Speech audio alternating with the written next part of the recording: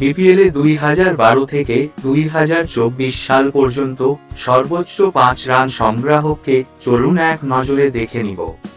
Number 5, Enamul Haque বিজয়। 2012 থেকে 2024 পর্যন্ত match খেলেছেন 119টি, ইনিংস খেলেছেন 113টি, রান করেছেন 2384, সর্বোচ্চ score 83, strike rate 118.01।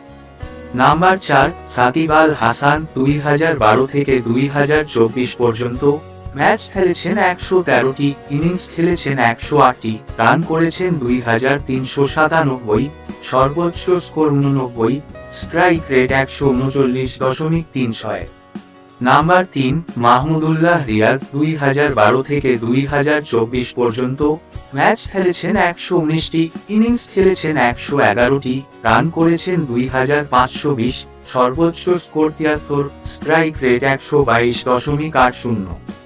Number 2, Mushfiqur Rahim. 2012 থেকে 2024 পর্যন্ত ম্যাচ খেলেছেন 126টি, ইনিংস খেলেছেন 120টি, রান করেছেন 3262, সর্বোচ্চ স্কোর 98, স্ট্রাইক রেট 131.74।